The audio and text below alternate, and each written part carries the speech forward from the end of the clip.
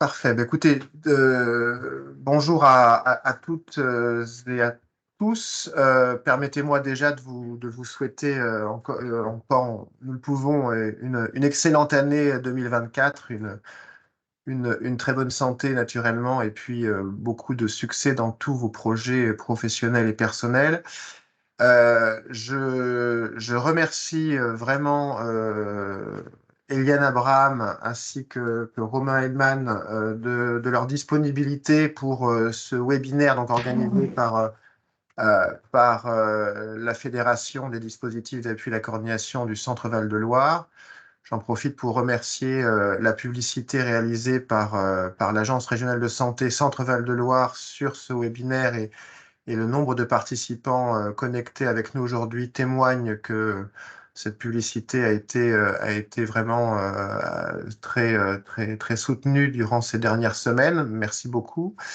Je vais présenter tout de suite, puisque nos deux conférenciers, donc pour ce webinaire, le docteur Romain Hillman, donc vous me dites un docteur, mais je pense que vous êtes conseiller donc médical auprès de la directrice générale de l'ARS Grand Est. Et puis, docteur Eliane Abraham, chère Eliane, donc tu es médecin directrice du DAC de Meurthe-et-Moselle.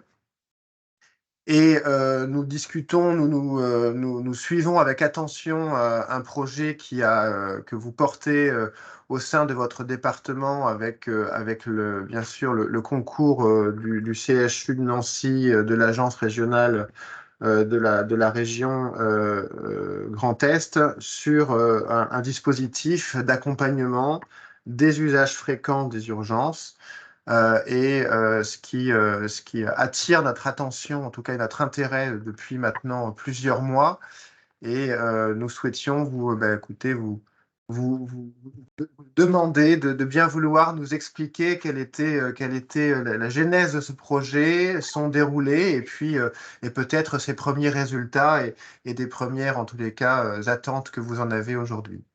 Je vous laisse la parole, je vous laisse, voilà, vous avez la liberté de pouvoir partager des choses si vous le souhaitez. On s'est donné symboliquement jusqu'à midi 45 pour pouvoir peut-être conclure ce webinaire. Hein, si jamais il devait s'achever avant, c'est pas un souci, mais en tous les cas, sentez-vous libre de prendre le temps. On proposera bien sûr à nos participants de pouvoir poser des questions et je m'assurerai de la modération. Donc, n'hésitez pas, chers partenaires connectés, à lever la main au moyen de Teams pour pouvoir poser des questions à nos deux conférenciers. Merci beaucoup à tous les deux et bon webinaire. Merci beaucoup. Enchanté. Enfin, merci. On est très heureux en fait de pouvoir vous présenter notre démarche qu'on a essayé de porter à plusieurs dans le Grand Est. On va faire une présentation à deux voix comme on fait d'habitude avec Eliane. Je rajouterai, oui, donc je suis conseiller médical de la directrice générale des ARS Grand Est, mais je suis aussi encore praticien hospitalier dans un service d'urgence parisien toujours, à cheval entre le Grand Est et l'Île-de-France. Je vais partager mon écran, je vous enverrai la présentation que vous l'ayez et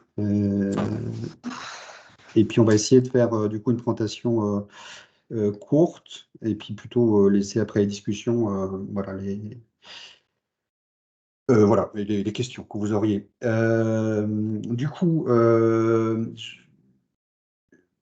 C'est un sujet donc usagé fréquent et régulier des urgences. Le projet qu'on comporte était un projet qui est porté par la DGOS dans le cadre de l'outillage des ARS avec finalement dans le projet deux sujets qui étaient comment on caractérise un peu mieux ces usagers fréquents et réguliers des urgences avec un outil de cartographie, j'y reviendrai juste après, et puis un dispositif opérationnel qui vise à essayer de voir qu'est-ce qu'on peut proposer éventuellement comme solution à ce type de consommation.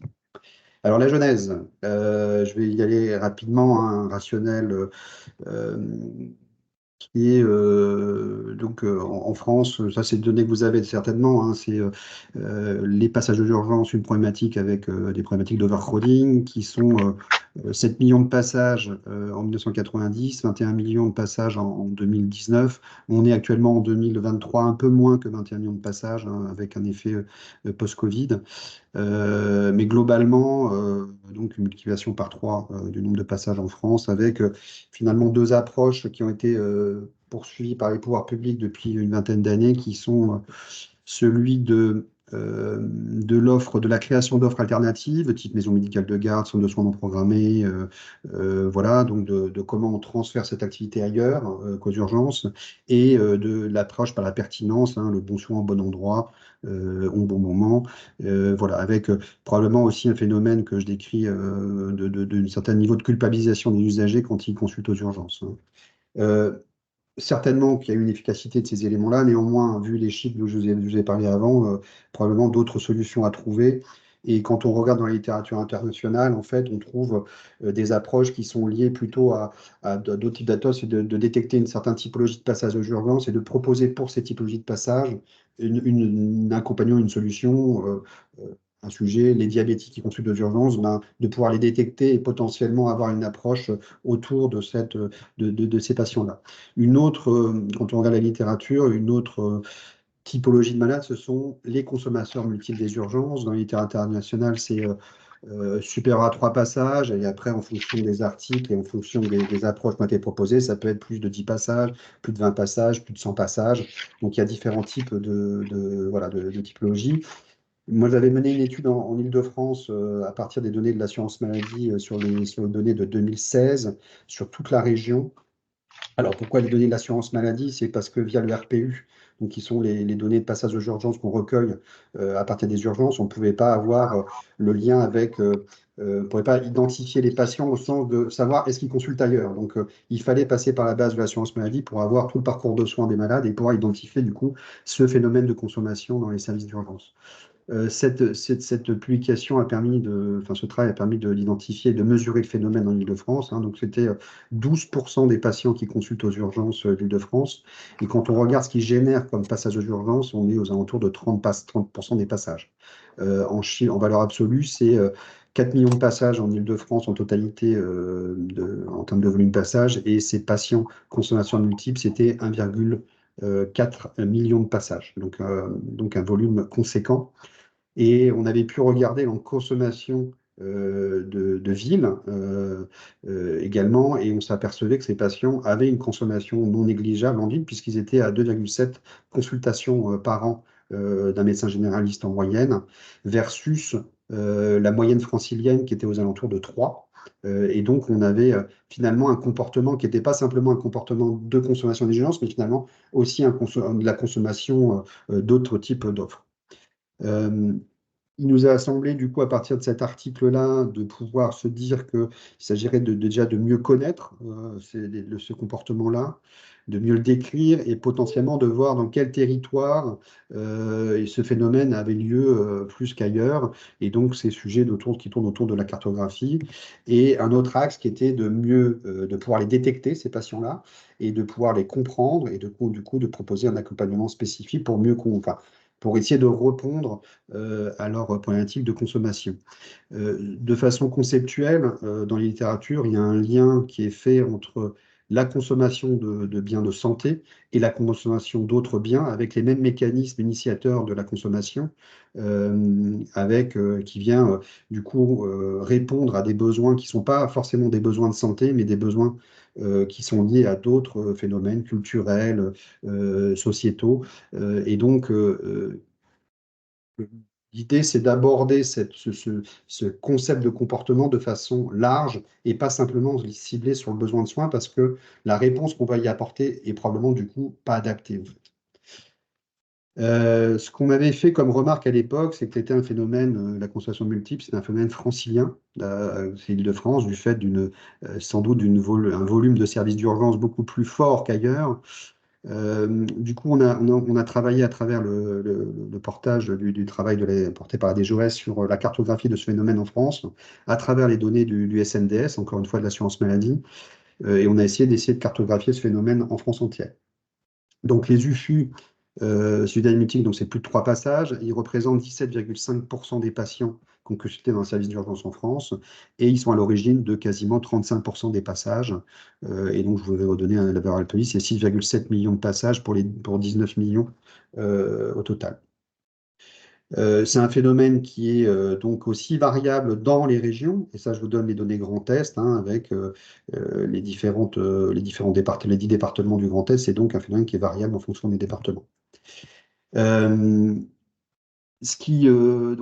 voilà, donc ce concept était, enfin cette approche visait donc à se décomposer en deux axes de travail, hein, de déterminer le qui et où, c'est-à-dire d'avoir une solution d'analyse et de cartographie de cet usage fréquent des urgences en France et même dans vos territoires, puisque la cartographie qu'on va bientôt finaliser et l'outil cartographique va permettre de localiser à la commune ce phénomène, et donc de pouvoir identifier des communes où ce phénomène est plus important, en essayant de lier tous les facteurs qui sont liés à cette consommation.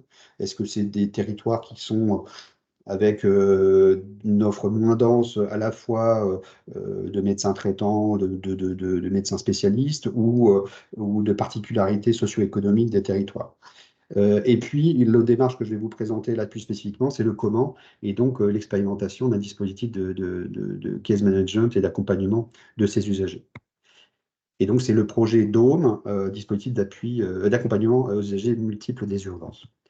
Alors, en pratique, ce qu'on a monté comme dispositif, c'est un dispositif assez simple finalement. Les patients se présentent aux urgences du CHRU, hein, donc c'est une expérimentation qui est en cours sur la métropole du Grand Nancy. Et donc, l'idée, c'est que ces patients qui se présentent au CHRU sont automatiquement détectés par le logiciel métier par rapport au seuil de passage qu'on a utilisé dans le dispositif, c'est-à-dire on a choisi plutôt 4 passages, et je reviendrai sur la notion de seuil après. Et donc, ils sont détectés et les patients sont pris en charge, mais il y a du coup un signalement qui est fait de ce phénomène de comportement de consommation à plus de 4 passages qui est fait au DAC 54.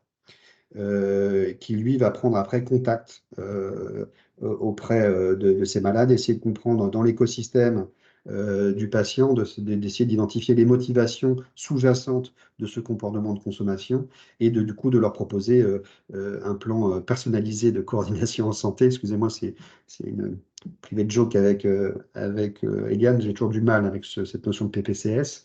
Mais de pouvoir d'avoir du coup une approche individualisée dont vous avez l'habitude hein, dans vos territoires, mais là spécifiquement sur ce comportement. Et l'idée, c'est de pouvoir du coup activer tous les ressources du territoire, à la fois dans le domaine sanitaire, mais aussi médico-social et social, pour essayer de permettre de répondre à ce besoin sous-jacent. Alors, pourquoi on a choisi le DAC comme interlocuteur? Moi, ça me semblait déjà, moi en tant qu'urgentiste, c'était extrêmement compliqué de penser que c'était de toute façon aux urgences de faire ce travail-là, vu déjà les missions qu'on a en tant que service d'urgence, mais aussi vu la constellation d'acteurs dans le territoire, où en tant que moi, dans mon établissement, je n'avais pas de visualisation de tout ce qui se passait et de tous les acteurs potentiels. Et donc, il fallait trouver un acteur qui permette de fédérer et finalement de rayonner et d'activer les bons acteurs. Et là, pour moi, en tout cas en Meurthe-et-Moselle, le DAC était l'acteur voilà, essentiel. Peut-être que dans un autre territoire, ça sera autrement, mais en tout cas, chez nous, c'était évident que ce soit le DAC 54.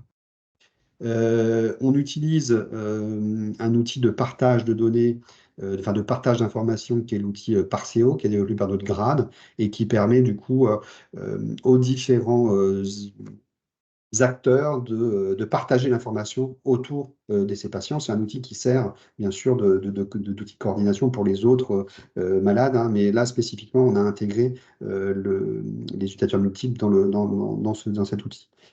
On s'est fixé un objectif de réduction de 20% des passages de ce type de patients durant l'année. Dome, c'est aussi du coup un écosystème qui s'est enrichi au fur et à mesure du temps. On a des acteurs cœurs, des acteurs pivots qui sont bien sûr le CHRU de Nancy et le DAC 54, puisque c'est eux de façon opérationnelle qui ont monté le dispositif avec l'agence. Mais du coup, c'est agrégé progressivement pas mal d'acteurs. Et puis, je laisserai Eliane tout à l'heure vous dire du coup des nouveaux acteurs qui sont été agrégés parce que les patients qu'on a identifiés pouvaient bénéficier du coup de l'appui pour certains malades. Je pense à l'Université de Lorraine, par exemple, qui n'est pas là pour la recherche, mais qui est là vraiment pour répondre à des besoins spécifiques d'étudiants qui font partie des groupes de patients qu'on a pu identifier qui vont se de façon multiple aux urgences et donc des interlocuteurs qui permettent peut-être potentiellement de mieux accompagner ces étudiants dans l'utilisation du système de santé. On est dans un dispositif on a un dispositif d'évaluation hein, puisqu'on est encadré par voilà, un cadrage méthodologique assez fort qui est porté par l'unité de recherche de santé publique du CHRU de Nancy avec un programme d'évaluation de santé publique qui est le cadre conceptuel, ce qu'on appelle REAIM, qui permet d'évaluer différentes dimensions du dispositif. À la fois, est-ce que le dispositif atteint la population cible?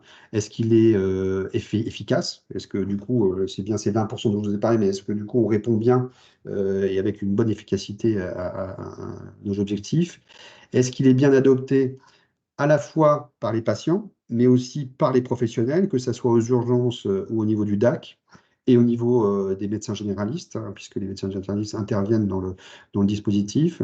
Et est-ce que des dimensions un peu plus techniques, c'est est-ce qu'il a le dispositif tel qu'on l'avait pensé initialement a été implémenté ou a été modifié en cours de projet, ça je vous en parlerai tout à l'heure. Et puis, est-ce que en pratique courante, est-ce que ce dispositif a vocation à peut être pensé dans une pratique courante? Encore une fois, là, on est dans un cadre expérimental d'évaluation. On a prévu 2 temps essentiels d'évaluation, c'est à M3, c'est-à-dire voilà, 3 mois après le début des inclusions, et puis à M12, voilà, sur un an après les inclusions. Alors là, les chiffres que je vais vous présenter sont des éléments de M3. Il y a quelques éléments un peu plus tardifs. Et on est en train on a un copil ce soir qui vise du coup, à formaliser le début du bilan du M12. Donc, je ne pourrais pas vous donner encore de données à M12 du dispositif. Du coup, les chiffres que je vous donne, donc c'était au bout les inclusions ont débuté le 7 novembre 2022. Et donc, les chiffres que je vous donne sont des données à M3, donc de février 2023. Sur ces 3 premiers mois, on avait 438 patients potentiellement éligibles qui ont été identifiés aux urgences. Alors, potentiellement éligibles, les critères d'éligibilité étaient assez simples, hein, qui était donc, je vous ai dit, le seuil, c'est plus de 4 passages aux urgences. Et il fallait que le patient soit résident du Grand Nancy avec une année administrative. Pourquoi? Parce que le DAC, à l'époque, était la plateforme territoriale d'appui et qui avait un périmètre d'action qui était sur le Grand Nancy, n'était pas encore DAC, avec la dimension territoriale. Donc, on a dû, dans le cadre de l'étude d'évaluation, se limiter à cette métropole-là. Donc, c'est-à-dire que tous les patients qui ont consulté aux urgences et qui n'habitaient pas dans ce périmètre-là ont été exclus de l'étude, ce qui explique que voilà, on a un nombre voilà, de 438 potentiellement éligibles. Il n'y en a que 216 sur ces patients-là qui ont été signalés au DAC, c'est-à-dire 50%. Ce qui nous a rapidement posé le problème de réflexion pardon, à partir du mois de mars, c'est-à-dire d'identifier pourquoi on avait aussi la moitié des patients qui n'ont pas été signalés. Et en fait, le dispositif, pour l'instant, faisait intervenir plusieurs mains humaines dans le signalement, c'est-à-dire que les patients étaient détectés de façon automatique. Il y avait un allumage du signalement dans le logiciel métier pour que le médecin urgentiste puisse valider la transmission du signalement, mais ce signalement devait passer par l'assistante sociale du service d'urgence et ensuite simplement être transmis au DAC. On s'est rapidement aperçu que quand il y avait des vacances, quand il y avait l'assistance sociale qui avait autre chose à faire, eh ben, ce signalement n'était pas fait, ce qui explique cette différentielle. Et c'est la raison pour laquelle on va passer, nous, un système d'automatisation du signalement, c'est-à-dire détection par le logiciel métier et signalement automatique du dossier au DAC sans faire intervenir la main humaine dans ce signalement qui pose problème. Sur ces 216 patients, on a 113 qui ont été inclus, enfin, voilà, inclus dans le dispositif pour des raisons que je vous ai dit d'exclusion liées au problème de résidence. Et à l'époque, vu la file d'attente, réellement avaient été inclus 65 patients avec 44 patients qui ont eu un PPSS validé et qui étaient en cours de traitement. Sur ces premiers éléments, qu'est-ce qu'on a pu y retirer? Là, vous avez des données, hein, je ne vais pas tous les illustrer, mais enfin les évoquer, mais ce qui me semblait important, enfin ce qui nous semble important, c'est que seulement 30% de ces patients, enfin 26%, étaient connus du DAC. Or, Eliane vous dira après qu'ils sont tous complexes. Donc clairement, et pourtant dans un territoire où la PTA avait quand même avec un bon réseau de ville, un bon lien déjà du ville-hôpital, avec quand même des signalements qui existaient de la complexité, on voit très bien qu'on a quand même un volume de malades non négligeable, puisque c'est 2 tiers des patients qui passaient en dessous des radars de la complexité, en tout cas en Meurthe-et-Moselle, hein. Et l'autre élément important, c'est que ces patients, dans 90% des cas, avaient un médecin traitant identifié. Donc là aussi, ça confirme ce qu'on avait déjà vu dans l'enquête, enfin dans l'étude Île-de-France, c'est que ces patients ne sont pas des patients qui n'ont pas de médecin traitant, quoi. Voilà, c'est pas des patients qui ne consultent pas leur médecin traitant, c'est des patients qui ont un problème de consommation multiple et de comportement de consommation. Euh, En termes de typologie et de groupe, peut-être que je te laisse peut-être prendre la main, Ouais. Eliane. Merci Romain. Alors, je voulais vous dire bonjour. Je voulais vous dire que je suis très Pardon. contente de vous voir tous et je suis très contente de reconnaître certains visages parmi vous, de voir Delphine Diftieri que j'ai vu qui était connectée pas très loin depuis pas longtemps. Enfin voilà, je n'avais pas vu depuis longtemps. Bref, certains d'entre vous qu'on connaît par ailleurs. Donc merci déjà de nous accueillir. Dire que dans une des diapos précédentes, Romain, il y avait juste une petite coquille dans les critères d'éligibilité. La complexité n'est pas un critère d'éligibilité et ça a fait partie des premières choses dont on a déconstruit la représentation au départ. Je vous parlerai un petit peu après de ce qu'on avait en visibilité au départ et de ce qu'on a appris. En tout cas, sur le process, et pour que vous compreniez pourquoi est-ce qu'on a fait 4 groupes, sur notre process interne, on reçoit les dossiers, carrément les dossiers des urgences, hein. Le logiciel au CHRU, c'est Résurgence. Et en fait, on a les 4 derniers dossiers Résurgence complètement remplis avec les éléments à la fois de soins, le dossier médical et le dossier paramédical. Et on a 4 dossiers sans aucune autre mention ni commentaire. On a les dossiers bruts. Moi, je les prends tous, je les analyse, je les regarde et je note les 4 derniers passages, le motif du passage, non pas les symptômes qui ont entraîné le passage, mais vraiment ce qui est intéressant à connaître, c'est-à-dire qu'est-ce qui s'est vraiment passé aux urgences et le devenir, hein, du patient à chaque fois. Est-ce qu'il est rentré? Est-ce qu'il a été hospitalisé?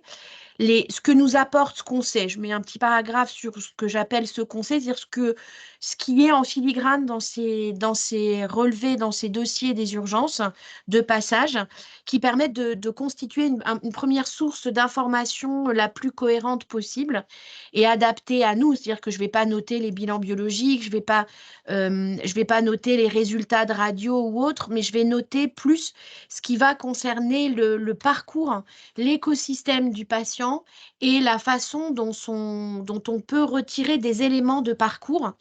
Et puis, dans une 4e partie, je note les actions à faire par mon équipe et donc après, je distribue les dossiers dans mon équipe aux personnes qui sont dédiées. En fait, au fur et à mesure, très très vite, hein, j'ai commencé à regarder les dossiers donc, qui arrivaient le 7 novembre 2022, donc des passages dans l'année, depuis le 7 novembre 2021, du coup, hein, puisqu'on est sur 4 passages dans l'année. Et donc, très vite, je crois que c'est mi-décembre, hein, Romain, je pense que finalement, je me suis rendu compte qu'il y avait une totale déconstruction de ce qu'on pensait avoir comme profil de patient et que finalement, on avait 4 grands groupes qu'on a définis. Vous voyez les pourcentages, mais ça, c'était les 3 premiers mois. Peut-être que ces pourcentages vont changer avec l'évaluation à 12 mois. En tout cas, on a tout ce qui concerne le maintien à domicile globalement, difficile, avec, je rappelle, des gens qui ont déjà un médecin traitant, Romain l'a dit, mais une équipe de soins, hein, des gens qui interviennent à domicile. C'est des gens qui sont assez impliqués dans leur propre projet de soins. Alors, quand je dis soins, c'est pas que sanitaire, dans leur propre projet de vie au sens large. Et pourtant, on va avoir un maintien à domicile difficile, par exemple, personnes âgées, personnes en situation de handicap. On pourra peut-être approfondir si vous avez des questions sur ces profils-là, mais là, on va essayer d'avancer. Un diagnostic de maladie grave ou rare très récent. J'ai eu un diagnostic de maladie grave ou rare. J'ai un symptôme. Est-ce que finalement, mon symptôme correspond à ma maladie ou est-ce que j'ai quelque chose en plus? Voilà, c'est des questions et j'ai besoin d'une réponse très rapide.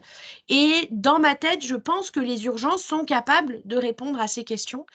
On vient de me diagnostiquer une maladie chronique très récente. Et là aussi, je ne sais pas si ce que je ressens comme nouveaux symptômes est lié à mon traitement que je ne maîtrise pas, est lié à ma maladie. Je n'ai pas encore eu les séances d'éducation thérapeutique. Je ne sais pas trop ce qui m'arrive. Voilà, je ne sais pas si ce que je ressens est une aggravation brutale, est dangereux, pas dangereux. Je viens aux urgences.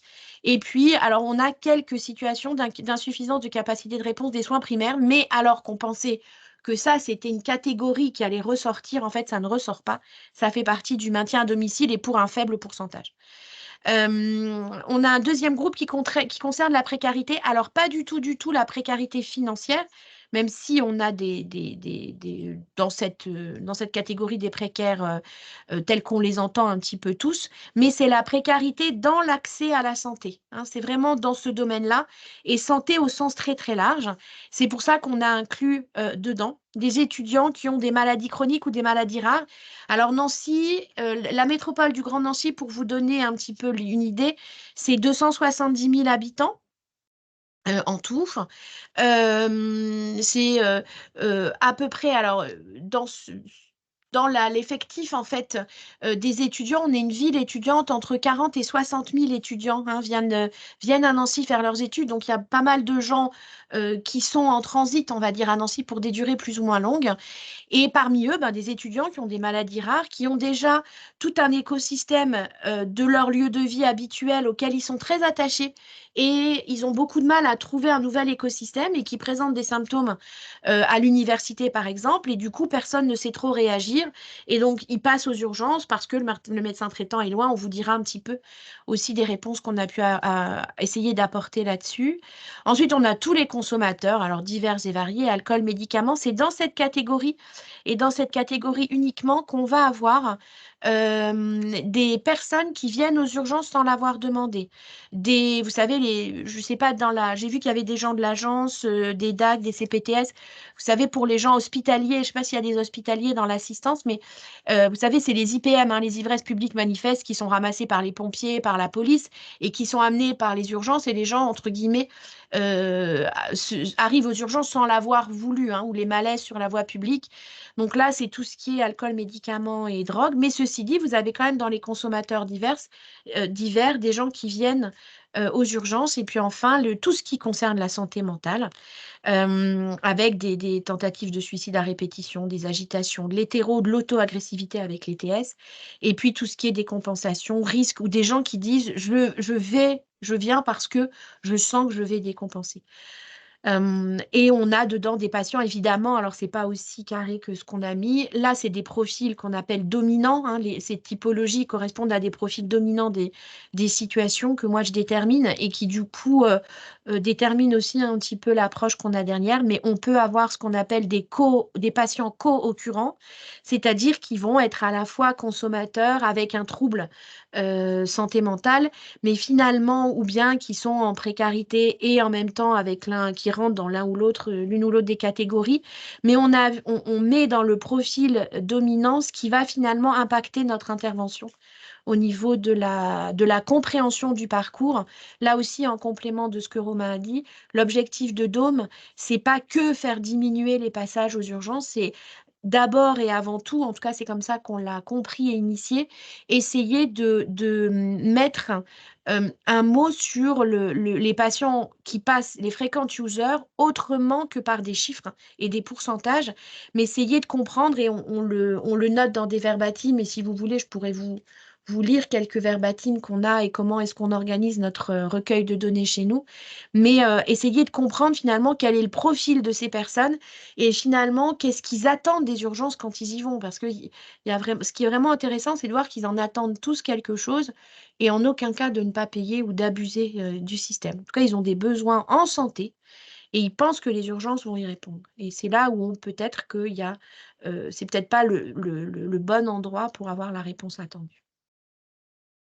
Alors, attendez, parce que j'ai fait une petite erreur de manip. Arrêtez le diaporama. Alors, on vous a mis quelques cas pour essayer d'illustrer. Je ne sais pas si Philippe, si tu veux qu'il y ait des questions sur le principe ou là on a quelques situations cliniques qu'on pourrait vous exposer. C'est toi qui nous dis. Je ne sais pas s'il y a des mains qui se lèvent immédiatement. Je n'en vois pas pour l'instant. Si, il y en a une. S'il y en a une qui est là, si. Myriam Fernandez, on vous écoute, madame. Oui, bonjour, je suis la coordinatrice des soins de Humancia HAD sur le 45, le 28 et le 37. J'ai été cadre sur les urgences du CHU sur Tours et j'ai une question par rapport à votre étude. Est-ce qu'il y avait des MAO, les médecins d'accueil et d'orientation? Parce que nous, je sais qu'il n'y en avait pas et c'est quand même aussi une grosse problématique sur la population et du coup le nombre de patients accueillis aux urgences. Alors, au CHRU de Nancy, il n'y a pas de MAO. Alors, moi, je prendrais l'expérience de... Ah, des IAO. Mais les IAO, elles y sont forcément, non, puisque alors, c'est elles qui font le tri. Alors, Ouais. oui, très bien, non, j'avais compris MAO, excusez-moi, alors du coup. Oui, Alors, MAO, MAO, c'est moi. MAO, médecin. Ah, d'accord, avec MAO, ok, d'accord. Donc MAO, non, il n'y a pas au CHRU de Nancy. Moi, je peux ramener moi, sur mon expérience Île-de-France, parce que tout ça, il faut encore une fois partir du ressenti, moi, que j'en avais dans ma pratique courante. C'est petit 1, c'est malade, on répond mal à leurs besoins, et je pense qu'on va jusqu'à des fois de la maltraitance, puisque c'est des patients dont on ne considère pas le problématique profond, d'une part parce qu'on n'a pas le temps, et d'autre part parce qu'on considère que c'est pas à nous de gérer ce genre de choses. Donc, à Bichat, on a un MAO, enfin, ce qu'on appelle ça plutôt un gardien de but, c'est comme ça qu'on l'appelle, pour éviter que les patients rentrent aux urgences. Et c'est vrai que notre job, c'est plutôt de les voir et puis, je suis désolé du terme, de temps en temps, de les évacuer vers quelqu'un d'autre, en fait. Le problème, c'est le lien n'est pas fait avec le quelqu'un d'autre et que, encore une fois, c'est des patients qui vont revenir de façon itérative. Je prendrai un exemple, moi, qui m'a sauté aux yeux quand on prend un peu le temps. C'était un patient d'une trentaine d'années alors j'étais à cette position de gardien de but donc aux urgences. Il était 23 heures, je m'en souviens encore comme si c'était hier. C'était donc un patient de 30 ans qui venait et qui était venu 18 fois dans les 3 années précédentes. Et toujours pour des problématiques, j'ai mal au dos, j'ai mal au bras, j'ai mal au... Voilà, enfin, des motivations de problèmes somatiques. Voilà, bien sûr, j'étais passé par la phase de le sermonner, hein, en disant que c'était pas bien d'utiliser le système de santé comme ça, que c'était, voilà, il y avait les médecins traitants qui étaient là pour ça. Et puis, au fur et à mesure de la discussion, puisque on avait un peu le temps là, ce soir-là, il m'a dit, bah, écoutez, moi j'ai un problème en fait, c'est que en fait, il faut que je vous dise, j'ai été violé quand j'étais jeune en fait, et que en fait il y a 3 ans j'ai rencontré mon agresseur, et on m'a dit que c'était trop, voilà, ça remontait à trop loin pour porter plainte et pour faire des démarches. Et on voit en fait, alors est-ce que c'était finalement une coïncidence, mais c'est son début de consommation aux urgences tombé à ce moment-là en fait, c'est-à-dire que 3 ans auparavant. Et que, en travaillant un petit peu, ce patient était bourré d'angoisse, bourré de souffrance, et que clairement, derrière la manifestation physique, il y avait probablement une prise en charge complémentaire à faire sur le fond. Si on ne prend pas ce temps-là, et si on n'arrive pas à le prendre, il n'y a aucune raison que le patient arrête de consommer, quoi. Aucune. Et on aura beau lui dire d'aller ailleurs, Bon, voilà. Donc voilà comment ça a été pris. Donc oui, l'IOA, alors pour revenir à la question, ou le MAO, je ne suis pas sûr que ça soit, comment dire, suffisant de toute façon, la présence. Parce que du coup, de toute façon, ça ne rentre pas dans les missions actuelles d'un service d'urgence de traiter sur le fond ce sujet-là. Par contre, potentiellement les détecter, voilà, mais on voit bien qu'avec notre d'expérience qu'on a là depuis 1 an, que l'intervention humaine dans ce type de détection, de prévention, secondaire, aux urgences, on n'est pas bon, quoi. On n'a pas le temps, on a autre chose à faire, quoi. Enfin, je sais pas, il y a des urgentistes, j'ai vu qu'il y avait, des urgentistes dans le titre en dessous, enfin, s'ils peuvent confirmer, on n'a pas le temps de faire ce travail-là. Pourtant, il faut le faire, quoi, certainement. Du coup, je voulais, juste aussi pour vous illustrer ce que c'est en pratique, attends, je vais partager mon écran. Hop, hop, de nouveau. On va peut-être pas tous les faire. Enfin, en tout cas, moi, le premier, il me parle beaucoup en tant que, là encore une fois, urgentiste. C'est un profil dominant qui est celui des consommateurs dont Yann a parlé. Un homme de 67 ans qui a été inclus au bout de 4 passages donc, dans le dispositif. Et en fait, quand on regarde, il a fait 157 passages dans l'année. Et en fait, il vient toujours pour la même raison, c'est l'alcoolisation aiguë dans la rue, et donc amenée par les pompiers, mais probablement aussi par les policiers, voilà, en état d'ébriété. Et donc, en pratique, aux urgences, qu'est-ce qui se passe? On attend le sevrage sur un brancard, enfin, pas le sevrage, le dégrisement plutôt sur un brancard, et puis le patient retourne à domicile ensuite, et voilà. Et en fait, alors je vais résumer, mais peut-être Eliane, tu compléteras, mais en fait, le DAC a pu prendre contact avec le malade après un petit peu de temps, parce que c'était extrêmement compliqué finalement de le joindre, et surtout a pu le joindre dans un moment où il était à jeun. Et donc, on pu commencer ce travail d'essayer de comprendre son mécanisme de consommation d'alcool. Et donc, pour aller simplifier, c'est que ce monsieur avait pas mal de proches qui sont tous décédés et tout. La particularité, c'est qu'ils sont tous enterrés dans le même cimetière. Et du coup, il y allait tous les 2 jours. Et il passait un certain nombre de temps au cimetière. Et quand il sortait du cimetière, ben, il allait au bistrot qui est en face du cimetière, en fait. Et donc, il s'alcoolisait à ce moment-là et il était ramené aux urgences. Et donc, dans la démarche qu'a entreprise le DAC, c'est de travailler à la fois sur toute la problématique autour du deuil, et que ça soit à travers de l'objet transitionnel, mais ça, je te laisserai Hélène compléter, et aussi le projet de vie, qui a permis, du coup, de lui proposer des solutions, et donc d'arrêter finalement, puisque les solutions ont été trouvées, et d'arrêter finalement la consommation d'urgence pour l'ivresse. Mais je te laisse peut-être compléter, Eliane. Non, mais c'est tout à fait ça. C'est que c'est donner du sens à quelqu'un qui a plus de sens dans sa vie, quoi. Mais c'est cette situation, elle est intéressante parce que c'est un monsieur qui était plus vu, hein, sans critiquer du tout les urgences, hein, mais c'est un monsieur qui venait et qui n'était pas agressif, hein, qui finalement, vous imaginez 150 fois, 150 passages, ben, il vient, il y a d'autres urgences, on attend, il va mieux, il s'en va et voilà. Et après, l'idée, c'était de rentrer dans son histoire à ce monsieur d'une autre façon. Il n'est pas malade, donc il n'avait pas de raison de voir son médecin traitant. Il était dans un foyer, il était sous tutelle. Enfin, voilà, comme si tout ce qui l'entourait était assez stable. Et puis, c'est un monsieur qui passe sous tous les radars. Quand on disait tout à l'heure un tiers sont connus, 2 tiers sont pas connus. C'est vraiment quelque chose qu'on a appris, c'est que c'est usagé fréquent des urgences. Pourtant, moi, ça fait 20 ans que je travaille autour de l'appui, de la complexité, des repérages, etc. Et là, en fait, avec ces UFU-là, on est cette façon de repérer la complexité, ils sont tous 100% complexes, tous, il n'y en a pas un qui ne l'est pas. C'est une situation biomédico, psychosociale, enfin, tout est intriqué, qui fait qu'on en est là. La deuxième chose, c'est on parlait du tri. Je ne sais pas en quoi le tri peut impacter les UFU. Parce qu'ils viennent chercher, alors à part à pas les recevoir du tout et à pas les voir, hein, à leur dire finalement à fermer la porte des urgences. Je te laisserai Romain dire ce que tu penses de fermer les urgences et de pas les recevoir. Ça c'est un autre sujet. Et, voilà, éthiquement, enfin bon, on pourra en reparler.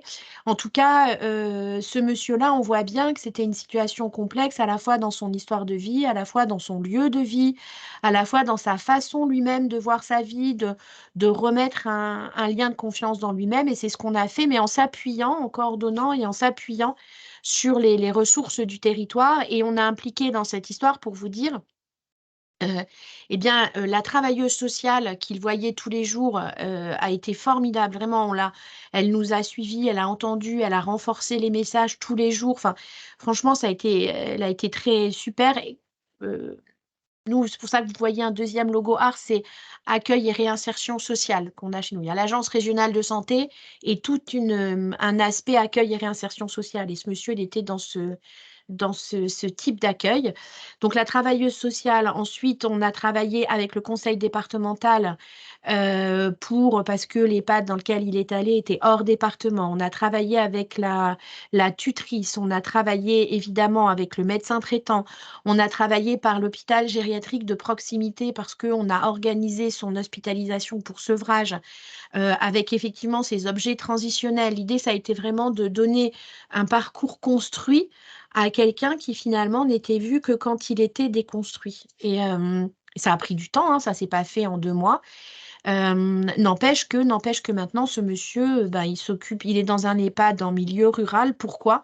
Parce que c'est un monsieur qui s'occupe des chevaux et on a un EHPAD en milieu rural dans le département d'à côté qui était tout à fait en capacité d'accueillir ce monsieur, qui était très content. Et ce monsieur, du coup, il a un sens, il s'occupe des chevaux avec les agriculteurs du coin et il était autonome, hein, il était autonome pour les actes de la vie quotidienne. Donc, on s'est aussi dit que ça serait bien qu'il soit dans un EHPAD parce qu'il avait besoin d'un lieu de vie assez cadré et en même temps où il pouvait sortir, enfin il sort, il va, il vient sans avoir les tentations qu'il avait avant. Voilà, donc ça c'était une des histoires. Effectivement, Romain, tu avais calculé le coût, effectivement 150 Alors, passages.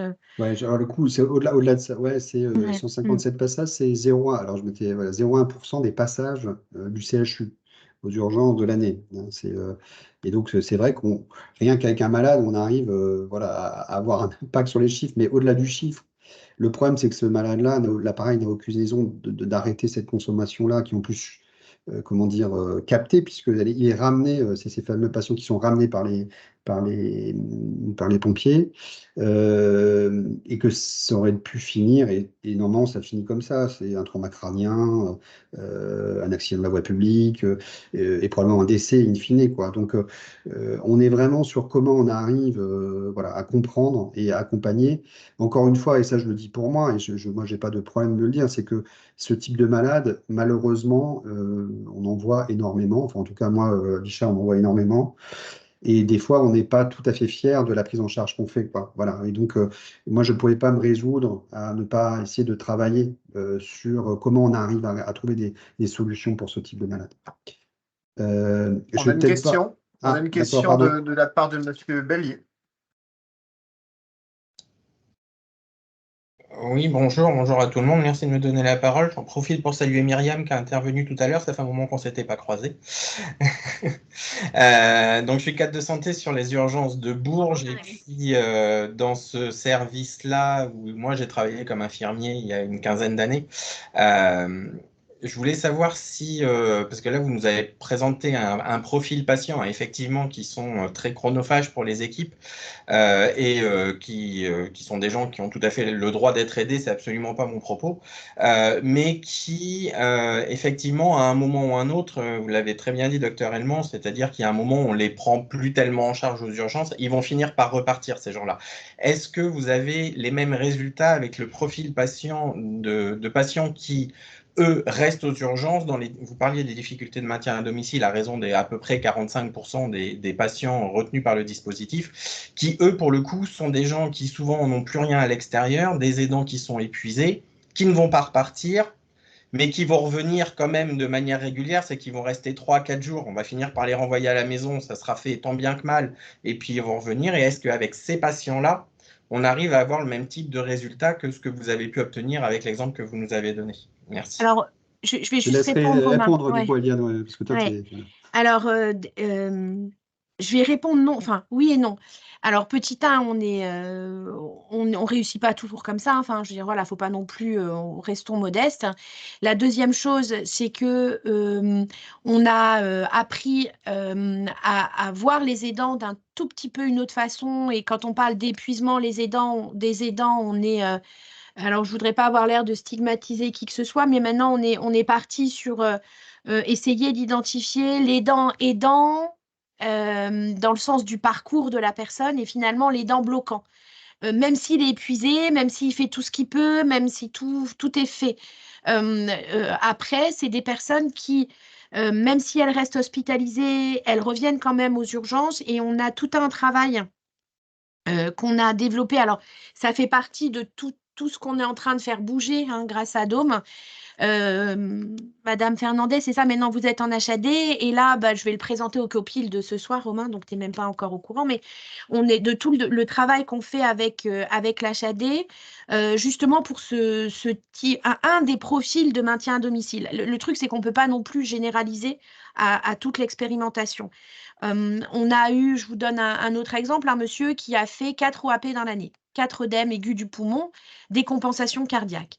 Heureusement qu'il est allé aux urgences. Donc, le fait aussi, ce qui est très important à comprendre, c'est que tous les passages sont justifiés. Aucun passage n'est pas justifié aux urgences. Il n'est pas question de dire c'est des gens qui viennent les frequent users, je parle. Hein. Vraiment, je suis dans les frequent users. Ils viennent tous de façon justifiée.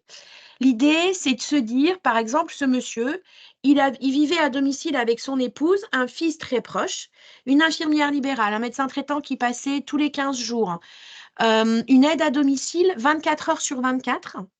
Et puis un état cardiaque, un monsieur âgé, et au niveau cardio, il avait une fraction d'éjection assez basse. Enfin voilà, il était vraiment très très très fragile. En fait, qu'est-ce qu'on a fait pour ce monsieur? Il est passé 4 fois pour un OAP. Il n'est pas en situation qu'on va repérer comme complexe quand on est en DAC, parce que tout son écosystème fonctionne et fonctionne bien.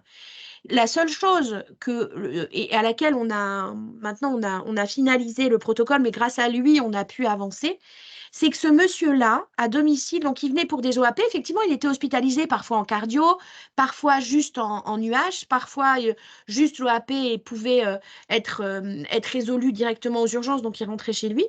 Le fait est que ce monsieur, on y est allé, on a vu comment il vivait, comment ça se passait. Quand on va évaluer, on va vraiment voir des choses assez fines. On a essayé de comprendre déjà que ce monsieur, théoriquement, hein, si je suis vraiment en théorie, n'avait plus rien à faire chez lui, mais aurait dû être en USLD. Déjà, ça c'est ce qu'on pourrait dire, monsieur, le maintien à domicile n'est pas possible. Sauf que ce monsieur voulait rester chez lui. Ok, donc il restait chez lui. La deuxième étape qu'on a eue, c'est discuter, parce qu'on récupère, hein, on discute avec toute l'équipe de soins. Ce monsieur était suivi en cardio, CHU, etc. On a tout récupéré, on a regardé tous ensemble ce qu'on pouvait faire mieux. Finalement, qu'est-ce qui fait qu'il vient, ce monsieur, 4 fois pour 4 OAP? Et en fait, ce dont on s'est rendu compte, c'est que finalement, personne n'était là ou ne s'était donné comme mission de repérer ce qu'on fait en USLD, c'est-à-dire repérer les signaux faibles de risque de décompensation. Et comme personne n'était là pour repérer les signaux faibles de risque de décompensation, ben, les diurétiques n'étaient pas adaptés en temps et en heure, augmenter, diminuer, l'alimentation, l'apport hydrique, etc. Ce qui fait qu'en fait, comme c'est un monsieur très fragile, et ben, paf, il décompense beaucoup plus vite que quelqu'un d'autre. Et donc, on a une IPA, c'est là qu'on a mobilisé l'IPA d'une de nos HAD, de nos hospitalisations à domicile, une infirmière en pratique avancée maladie chronique, qui en fait, à qui on a demandé, donc le DAC l'a sollicité, pour qu'elle aille faire quelque part de l'éducation à la santé et au repérage de ces signaux faibles et quelque part créer un parcours anticipé finalement quand ce monsieur, par exemple, a été pesé tous les jours, ce monsieur a une tension, même quand tout va bien. La grosse différence, par exemple, mais je vais vous dire des choses que vous savez probablement, mais quand on est à domicile, on prend les constantes quand ça ne va pas. D'accord? Je parle dans l'absolu, évidemment, certains le font, enfin voilà, il y a des exceptions, mais quand on est à domicile, on ne va pas attendre d'une infirmière qu'elle prenne la tension, la température, enfin des paramètres qu'on prend systématiquement dès qu'on est en milieu sanitaire. Sauf que comme on est dans du virage ambulatoire et qu'il y a de plus en plus de gens qui viennent à domicile, finalement, pour ce monsieur-là, des paramètres ont été pris systématiquement à domicile tous les jours, avec quelqu'un qui était en charge de les regarder, de détecter ces signaux faibles qui soient environnementaux également, une fièvre, une grosse chaleur, voilà, des éléments comme ça qui pourraient impacter sur ce monsieur qui était difficilement équilibrable.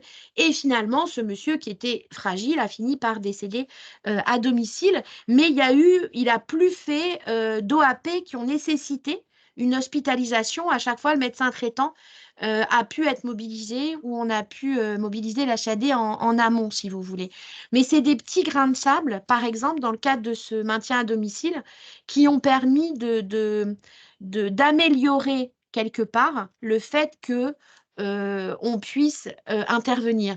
Et là, l'épuisement de l'aidant, en fait, cette épouse-là tenait vraiment à ce que son mari prenne tous les médicaments tout le temps, etc. Et on lui a appris à ce que finalement certains médicaments pouvaient être adaptés même un jour ou deux, ce qui dans son esprit était insupportable parce qu'elle voulait vraiment être très stricte et très rigoureuse sur les prescriptions médicales. Et là, on a identifié cette dame comme finalement au départ étant très bloquante, puisqu'en fait, il a fallu vraiment accompagner l'aidant pour lui expliquer qu'on avait besoin, dans le cas particulier, d'avoir un peu de souplesse. Voilà, je ne sais pas si ça répond à votre question, mais on en a plusieurs comme ça qui sont où finalement on en a conclu qu'il y avait pas mal de choses à faire en plus de tout ce qui se faisait déjà, si vous voulez, comme si ça ouvrait une nouvelle porte à tout ce qu'on appelle le maintien à domicile et comment est-ce qu'on peut étayer ce maintien à domicile quand a priori, avant de faire cette étude, on pensait que tout était fait, qu'on ne pouvait pas faire mieux. Et finalement, il y avait des choses à faire. Alors là, il se trouve que nous, on s'est appuyé sur l'HAD. Je ne veux pas dire que l'HAD répond à tout non plus à domicile, parce qu'il y a des patients qui étaient en HAD et qui retournent. Enfin, on touche aux limites de tous les dispositifs. Et finalement, c'est là où on retombe sur nos pattes. Et l'idée de Romain de faire appel à nous, c'est-à-dire de dire c'est le DAC, c'est vraiment le DAC qui peut intégrer tout ça et du coup, rajouter des acteurs, rajouter un petit peu de liants, d'autres acteurs, faire intervenir d'autres personnes qui n'étaient pas identifiées ou qui étaient déjà posées. Moi, je reviens sur le travail avec l'HAD parce qu'on vient de le terminer. On est en train aussi de faire un tout petit peu bouger la façon dont l'HAD aussi peut voir les patients. Voilà. Et Yann, je te rappelle qu'on avait aussi identifié, et ça c'est un objectif de l'étude, c'est aussi d'identifier les situations où il n'y a pas de solution en fait. C'est ça. Probablement, voilà. Et encore une fois, alors ça, je vais être un peu peut-être égoïste vis-à-vis de ma pratique d'urgence, c'est que on avait vraiment la sensation d'être seul vis-à-vis de ces malades, et ne serait-ce que déjà de formaliser ces problématiques et de le partager avec plusieurs acteurs, et notamment avec la ville, ça remet du lien ville-hôpital. Moi, en tant qu'urgentiste, j'ai l'impression que la ville ne fait rien. Voilà, je dis comme ça, mais parce que au fur et à mesure, on en a tellement marre tous, mais inversement, la ville va dire, mais l'hôpital ne fait rien. Et donc là, l'idée, c'est encore une fois de remettre ce lien entre les différents acteurs. Voilà. Et l'autre point, mais j'aurais dû le mettre dans le concept initial. Moi, j'étais aussi parti des constats que j'avais fait la première fois qu'on m'avait expliqué ce que c'était pas RPA, avec tout le respect que j'ai, voilà, j'avais vu voilà, c'était génial, les acteurs qui travaillaient ensemble et tout ça. Et en fait, il y avait un acteur qui manquait, c'est les urgences. C'est-à-dire, grosso modo, on avait traité tout ce qu'il fallait pour que les patients évitent le passage de l'urgence, ce qui est génial. Mais en fait, on ne traitait pas du sujet des gens qui sont là, quoi. Et là, encore une fois, l'idée, c'est de remettre du lien et de remettre ces malades dans un système et dans un circuit qui soit identifié. Et voilà. Donc, voilà aussi un des objectifs, et donc ça ne répond pas forcément à voilà, à la question de est-ce qu'on a des solutions pour tout le monde, mais ne serait-ce que les identifier, pour moi, c'est important. Madame Fernandez, oui, je vois. Oui, je reviens sur un point. Donc, une fois que le patient est aux urgences, là-dessus, c'est important en effet d'arriver à pouvoir faire le point, à écouter les besoins leurs besoins. Maintenant, actuellement, depuis 2 ans, la situation sur les urgences se sont dégradées. beaucoup de services d'urgence ferment ou alors systématiquement, il faut passer aussi par le SAMU. Nous, avec l'HAD, on fait partie des soins non programmés sur les 3 départements. Mais du coup, est-ce que vous aussi, vous avez cette difficulté-là, ou vous avez rencontré cette difficulté-là sur Nancy, enfin sur le Grand Est? Parce que malgré tout, le tri qui, en tout cas, il y a quelques années, il était peut-être moins fait au niveau des appels du SAMU où les personnes venaient directement aussi aux urgences. Maintenant, il y a aussi un tri qui est quand même fait en amont par le SAMU, en tout cas nous, dans nos départements, de par les difficultés que rencontrent les urgences aussi. Donc, normalement, ce sont les vraies urgences qui arrivent aux urgences. Après, avec toutes les problématiques sociales qu'on va pouvoir rencontrer derrière, et du coup, le devenir du patient qui est aussi à prendre en compte. Alors, juste à dire, c'est des vraies urgences. Enfin, Oui. Les Enfin, UFU, Alors, c'est pas. non, Non, mais, c'est pas des j'ai- fausses j'ai- urgences avec des problèmes sociaux. Enfin, promis. Enfin, non. Avec mon expérience, on a des gens qui arrivent et qui ont été voir le médecin dans l'après-midi, ils ont encore de la fièvre, ils n'ont pas pris l'antibiotique, ils n'ont pas pris le paracétamol. Le lendemain, ça, je c'est veux pas pas aller des bosser. UFU. C'est pas Voilà, les UFU, non, ça. mais ok. Alors, il y a plusieurs réponses à ça. Alors, Pas les j'aurais pas mêmes. le temps. C'était peut-être pas l'objectif du webinaire et je pourrais vous présenter, nous, l'approche qu'on a de la mise en place de la régulation d'accès aux services d'urgence dans la région. On a une démarche un peu, voilà, enfin, qu'on a structurée en partant du principe, mais c'est ce qui se retrouve dans les décrets qui viennent d'être faits, c'est-à-dire qu'on a deux situations. On a des objectifs de régulation qui sont liés à des problématiques RH des services et de souffrance des services, voilà, et qui est finalement quelque chose de ponctuel ou de prolongé s'il y a une démarche de restructuration de fonds du service d'urgence, puisque si on en arrive là, c'est pas en régulant l'accès de 20% ou de 15% de l'activité des patients les moins graves qu'on va régler le problème de fond de pourquoi on n'arrive plus à être attractif dans les services d'urgence. Donc l'idée derrière, c'est de coupler cette autorisation d'accès aux urgences avec la nécessité voilà, de réorganiser. Et c'est ce qu'on fait, par exemple, au CHR de Metz, qui, malgré la régulation, et c'est un bon signe, hein, malgré la régulation, a failli encore fermer cet été. Là, on est reparti sur une reconstruction du service avec l'aide du CHU, avec la reconstruction d'une attractivité de territoire. Enfin, voilà, c'est-à-dire que c'est pas... voilà, donc on a cette approche structurée, je pourrais vous en parler. Après, sur le fond, et moi, ce qui m'intéresse sur ce sujet-là, c'est que vous comprenez bien qu'on est sur un phénomène de consommation. Et encore une fois, on aura beau fermer des portes, ces malades, soit ils vont errer dans le système ailleurs, soit ils vont renoncer il y a un moment, enfin voilà, je veux dire, on ne répond pas aux besoins de fond. Et c'est pas en fermant les portes que ça va arriver. Par contre, de dire que c'est pas aux urgences d'assumer le travail de fond à faire, ça, il n'y a pas de sujet, quoi. C'est pas les urgences qui vont pouvoir répondre, hormis l'urgence vitale, parce qu'il y en a quand même qui se présentent pour des vraies urgences hein, dans ces malades-là. Mais par contre, qu'il y ait le lien vers quelqu'un et qu'on soit assuré que quelqu'un s'en charge derrière. Et ce lien, il n'existe pas en pratique, pour l'instant. Et donc, un des enjeux de notre système, c'est de créer ce lien-là. Alors peut-être que je reviendrai après pour le lien avec le centre 15, puisque effectivement, il y a une réflexion qui est menée dans le cadre de la constitution du SAS, de savoir comment on peut traiter ces sujets en amont. Alors, je reprends peut-être la présentation. Voilà, je vais passer les cas cliniques, vous les aurez, voilà, et puis vous pourrez voir avec éventuellement avec Eliane des compléments sur les cas cliniques.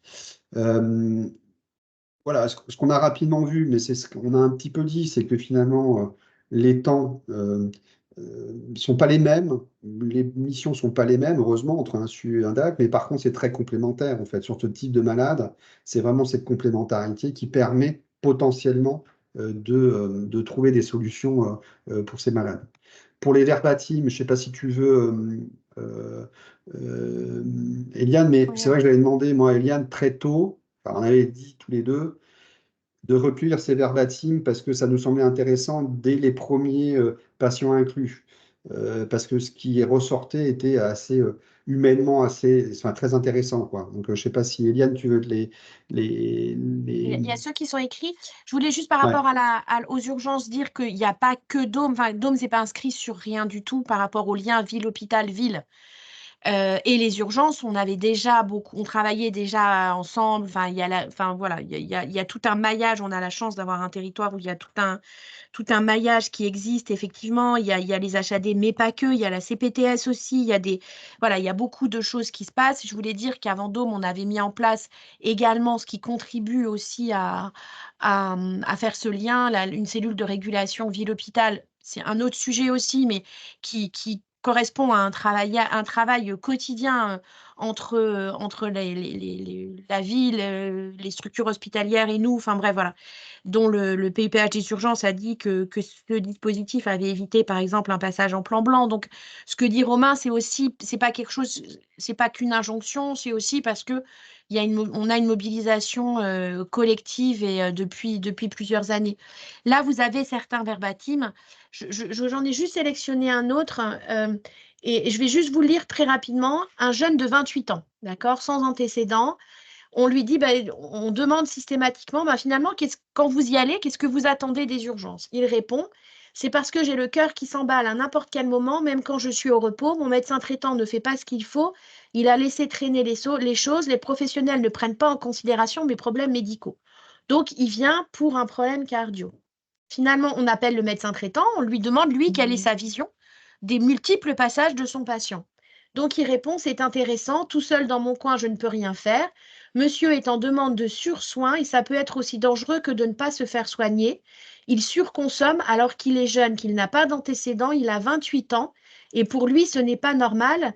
Est-ce qu'il n'y a pas une pathologie psychique sous-jacente? Donc, on continue nos explorations et finalement, on lui fait raconter depuis quand il passe, depuis quoi, qu'est-ce qui s'est passé. Enfin, on reprend tout. Il dit, mais non, c'est pas vrai, il n'y a pas de surconsommation. Avant octobre 2022, j'étais jamais malade, j'abusais pas des soins. J'allais voir rarement mon médecin traitant. De toute façon, je ne veux pas retourner à l'hôpital. Ils n'ont pas non plus de réponse. Je ne veux être hospitalisée que pour un je veux redevenir comme avant. Je ne peux plus faire de sport. La compagne nous dit, personne ne prend en considération les problèmes médicaux, ça a traîné.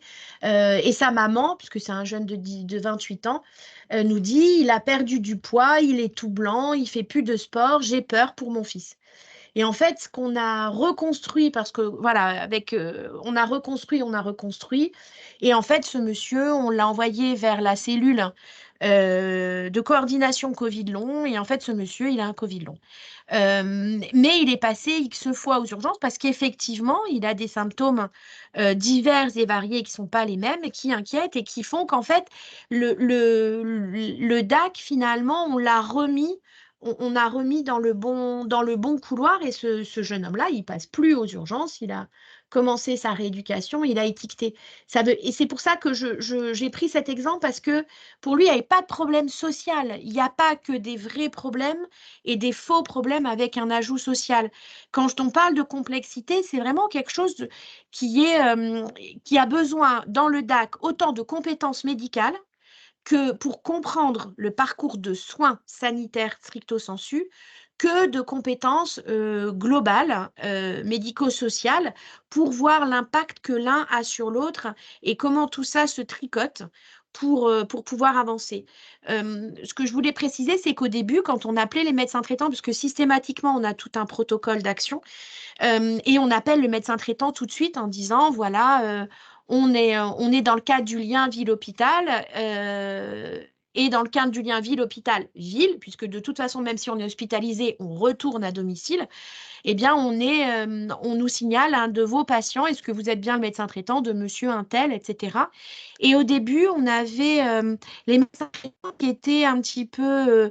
qui nous disait, mais vous savez, je m'occupe bien de mon patient. Alors, ce que les médecins traitants répondaient rapidement, c'était, lui, je le vois jamais, donc c'est pas ma faute, comme s'il y avait une culpabilité, Romain en a parlé tout à l'heure, une culpabilité collective. On appelle le médecin traitant, c'est des gens qui avaient, alors je vois l'HAD, vous avez parlé, madame, du coup, ça me fait penser, mais qui avaient déjà été pris en HAD, qui étaient sortis d'HAD, enfin voilà, des infirmiers libéraux, des aides à domicile, comme on fait le tour de tout le monde et qu'on explique qu'ils passent souvent aux urgences, la première réponse était c'était une attitude défensive en disant même de la famille, hein, mais vous savez, on le prend bien en charge et vous savez, il abuse pas, comme si on se défendait et comme si passer aux urgences, surtout de façon répétitive, c'était comme si c'était un échec. Et le message vraiment qu'on veut faire passer, c'est que juste, ce ne sont pas des échecs. Personne n'est en échec, personne n'a mal fait et personne ne sait mieux que l'autre. Il se trouve qu'il y a des situations, et c'est là la spécificité des frequent users, où on admet que c'est des patients pour qui il y a vraiment besoin d'une attention particulière, globale, de reprendre globalement les choses et finalement de cultiver notre interdépendance. C'est vraiment le type de patient où l'interdépendance de toutes les équipes au niveau du territoire est mise en tension pour mieux fonctionner. Et c'est comme ça que Romain disait, il y a plein de gens qu'on rajoute et qu'on rajoute, parce que c'est grâce à ces patients-là qu'on met en tension l'existant, qui fonctionne déjà bien, parce qu'on est un territoire où les choses fonctionnaient déjà bien, mais qui sont remises en tension sans que ce soit la faute de personne et sans que personne n'ait mal fait. Donc, c'est le médecin traitant qui nous dit, ça va changer mes perspectives de prise en charge de mes patients. Merci de m'appeler. Et on réconcilie quelque part beaucoup de dispositifs entre eux et beaucoup de patients avec le système. Mais quand je dis on, c'est pas nous, c'est globalement le territoire. Donc, voilà, c'est vraiment ce pas de côté. Alors que je répète, hein, moi, je pensais avoir beaucoup d'expérience, etc., etc. Finalement, c'est admettre que ce type de patient remet en tension tout ce qu'on a déjà fait et du coup reteste tout ça. Ce qu'on a mis là, hein. C'est vraiment que tous les passages correspondent à des réelles attentes. On ne va pas aux urgences pour des problèmes sociaux. Ça, c'était nos certitudes avant. C'est nos représentations avant de commencer Dôme. On s'est dit, de toute façon, ça va aller vite, hein. Les gens, ils viennent parce qu'ils ne veulent pas payer, parce qu'ils ont des problèmes sociaux, parce qu'ils n'ont pas de papier, parce qu'ils n'ont pas d'équipe de soins, parce que. Et en fait, on est à côté pour tout. Toutes nos représentations d'avant. Et je le dis d'autant plus que c'était les miennes, hein. Enfin, je dirais, on les partageait à un grand nombre et que du coup, très modestement, on est revenu là-dessus sur beaucoup de choses. Et que voilà, tout ce qui est écrit là, c'est nos conclusions. Et avec ce militantisme qu'on a maintenant de ne pas fermer les urgences. Et je vais laisser Romain là-dessus parce que cet accueil inconditionnel, c'est vraiment quelque chose sur lequel tu te bats. Voilà. Oui, alors, je vais expliquer, mais c'est vrai que quand tu dis ça déconstruit, j'aurais pu mettre une citation d'Einstein, hein, qui est, il est plus facile de désintégrer un atome qu'un préjugé, hein, et c'est vrai qu'on est bourré de préjugés vis-à-vis de ces patients-là. Et donc, effectivement, ils ont un médecin traitant. Ils sont en situation complexe. Moi, ce qui me paraît important, c'est qu'ils passent sous les radars, hein, clairement. Et ce terme-là, c'est Eliane, hein, ils passent vraiment sous les radars de la complexité. Et donc, possiblement, quand même, l'intérêt d'avoir un système de signalement un petit peu automatisé de ce type de comportement pour qu'on puisse mieux aider ces malades-là. Alors, effectivement, moi, on est quelques-uns à avoir cette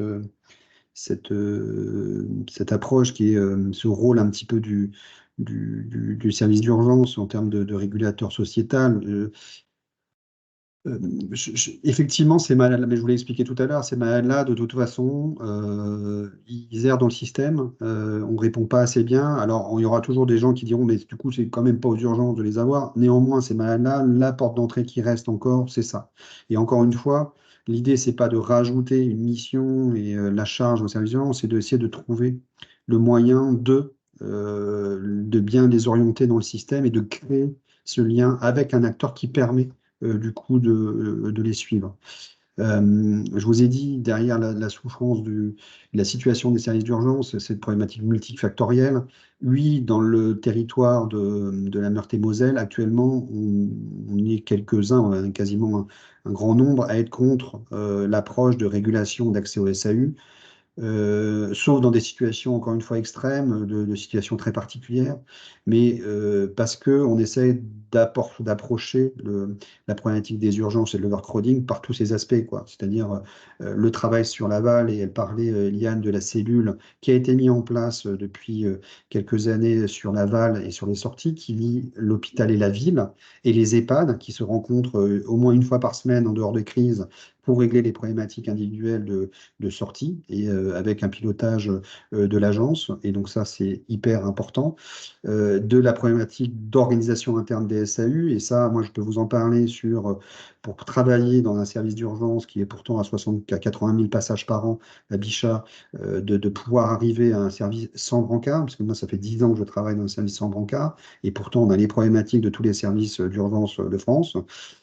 Parce qu'on a de l'organisation interne, et du coup, Dôme arrive en plus dans une solution d'amont, mais qui n'est pas non plus la seule. C'est-à-dire que, bien sûr, il y a d'autres liens à faire, mais c'est vraiment la totalité de ces éléments-là qui vont permettre de diminuer les passages aux urgences, et surtout de mettre les malades dans le bon circuit, quoi. Et ce que disait Eliane, on n'a pas vocation à répondre à toutes les situations, c'est pas vrai. Par contre, il y en a certaines qui ont permis d'être réglées grâce à ce dispositif. Voilà, et donc voilà un petit peu les take-home messages. Dans les perspectives, parce que comme ça, on va pouvoir passer à la discussion. On est en train de réfléchir sur la transposabilité géographique sur les territoires régionaux, à la fois en Meurthe-et-Moselle. Je vous ai dit que pour l'instant, on est sur le Grand Nancy, donc on est en train de discuter sur l'extension à d'autres services d'urgence du GHT, et notamment celui de Lunéville ou de celui de Toul.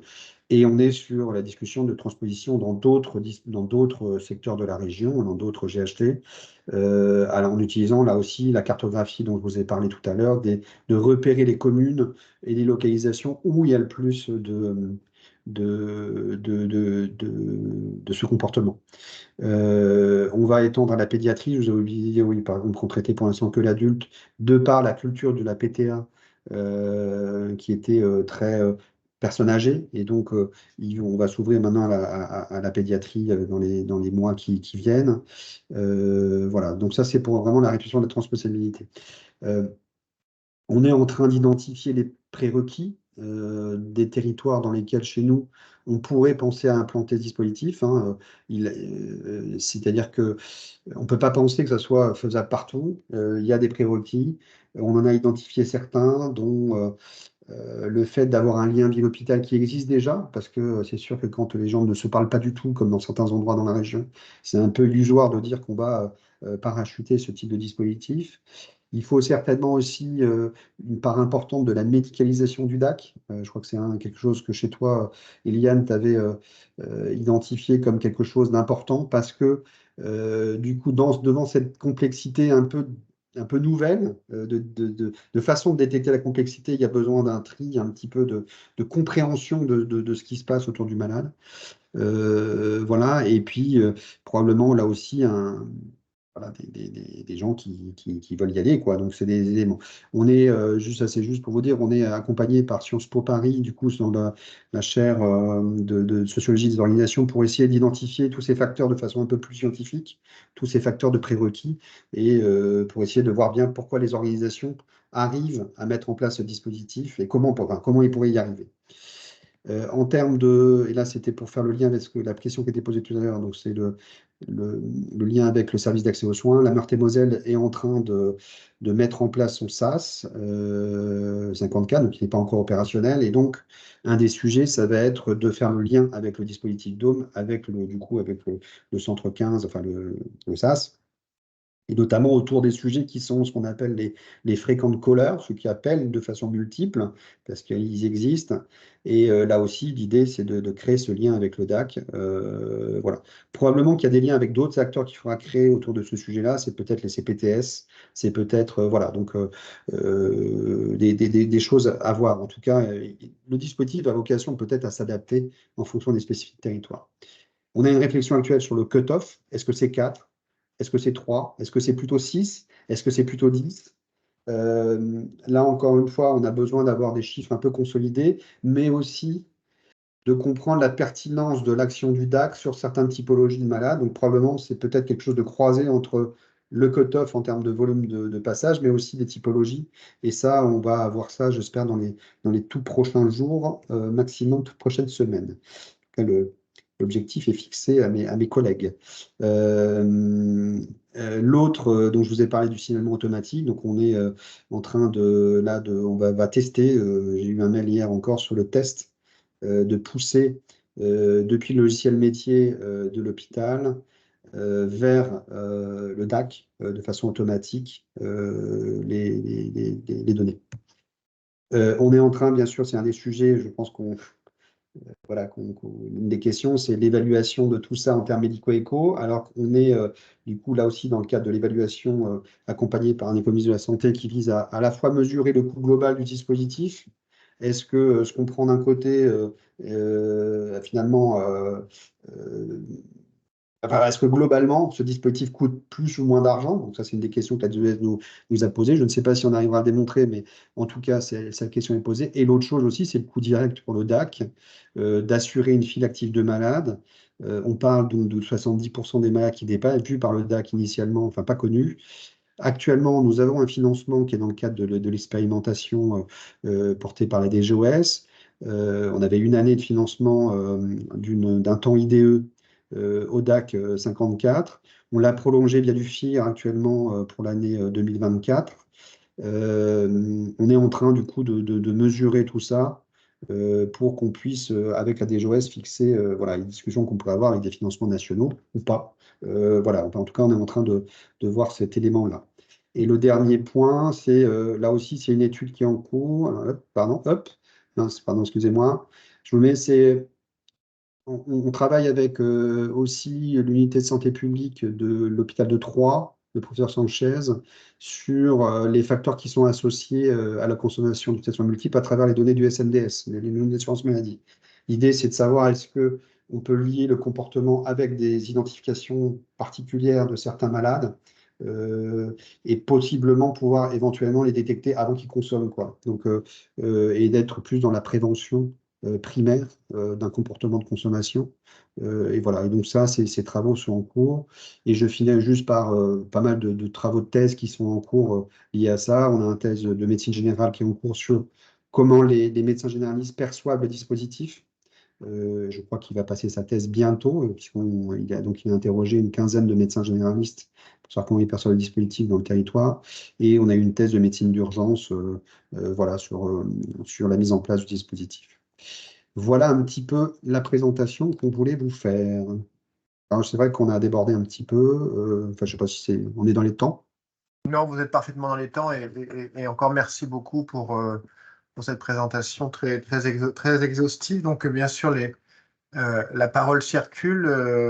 Vous pouvez lever la main ou écrire hein, sur le commentaire si vous ne pouvez pas parler, de sorte à ce que je lise votre question. Moi, si je comprends bien, si j'ai une première question, et je passerai la parole derrière. Donc, un temps IDE a permis de répondre, Eliane,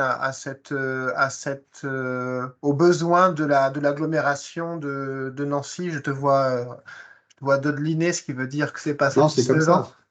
Non, non, non.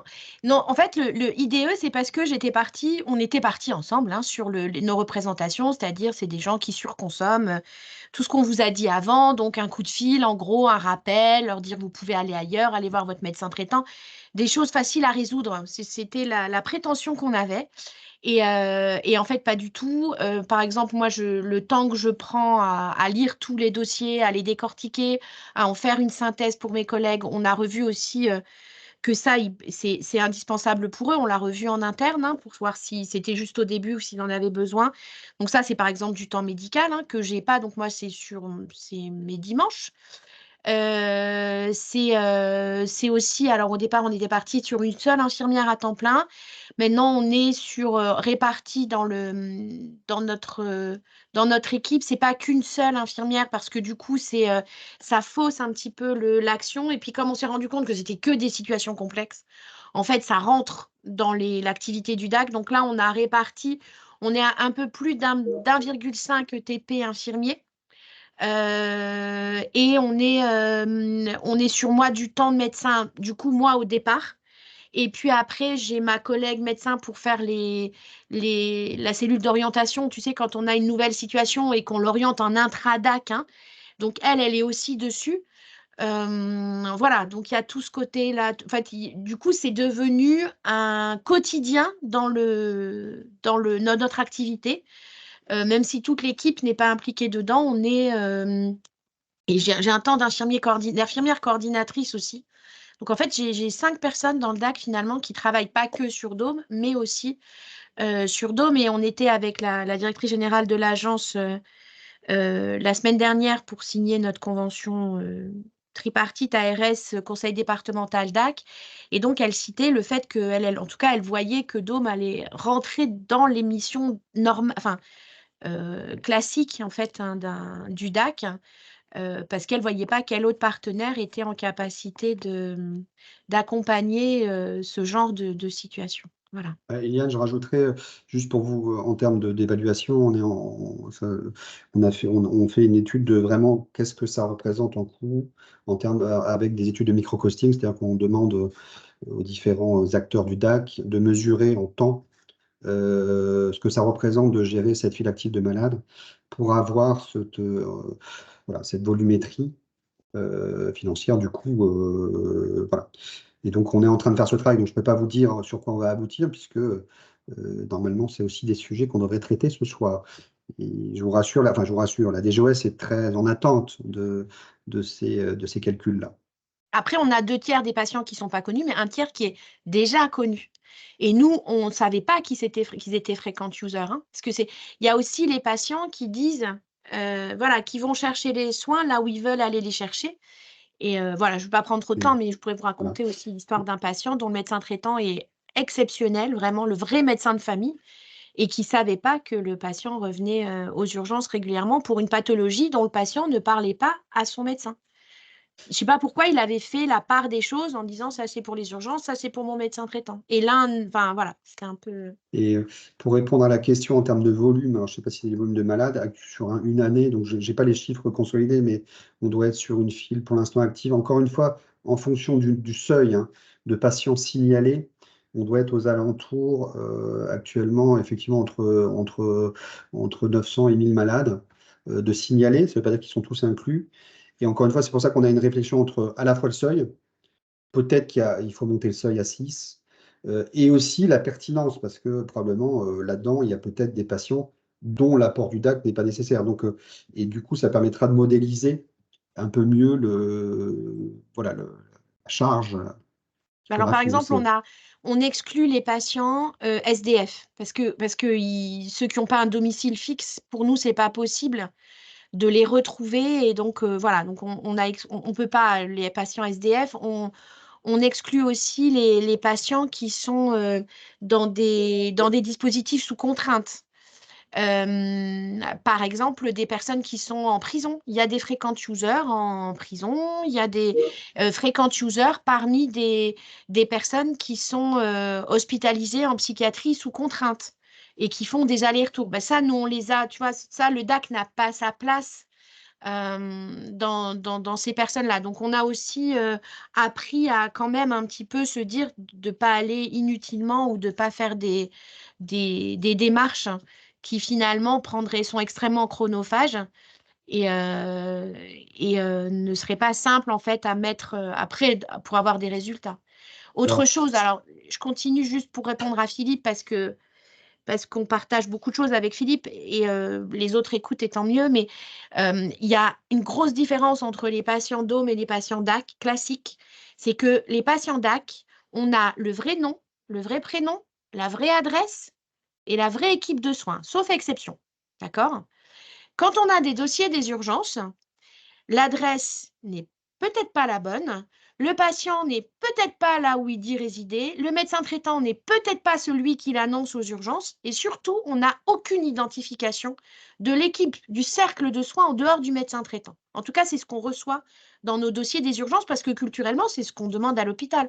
On relève dans le dossier papier que le médecin traitant, l'adresse que le patient donne, le nom, etc. Et ce côté identito-vigilance nous prend énormément de temps sur certaines catégories. Et c'est de ça dont il faut qu'on discute ce soir avec Romain, se dire est-ce que ça vaut le coup ou pas de continuer là-dedans. Parce que des fois, on met un temps fou à localiser en vrai la personne. Tu vois, Philippe, le delta. Il y a deux questions. Question du DAC 28 et ensuite question de Alno.